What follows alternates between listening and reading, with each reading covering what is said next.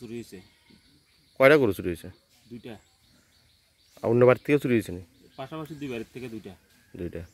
আর কীভাবে নিছে গরুটি? তার কাটা কাটটা নিছে। তো বর্ডারে তো বিএসএফ ডিউটিতে থাকে, আসিল নি বিএসএফ? বিএসএফ মনে হয় আসিল না। ডিউটি যদি থাকে তাহলে কেমনে নিছে? নিচে ডিউটিতে আসিল না। তাহলে এই বিষয়ে আপনারা কী করবেন?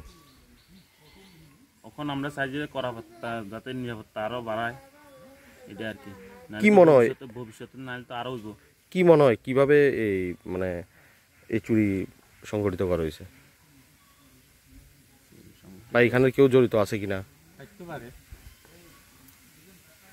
নাকি বাংলাদেশ থেকে কি তারা আইয়া উঠে লইয়া গেছে? বাংলাদেশের লোক তো এইভাবে সাহস করতো না যে বাংলাদেশ থেকে তারা আইয়ে এইভাবে গরু চুরি করে নিয়ে যেত না। নিশ্চয়ই এদিকে লোক আছে।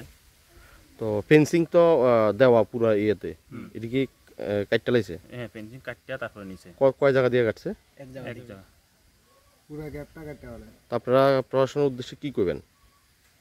আমরা চাই যে আরো ভালোভাবে করাবেন নিরাপত্তা দান। হ্যাঁ, ভবিষ্যতে যাতে আর কোনো চুরিটা যাতে না হয়।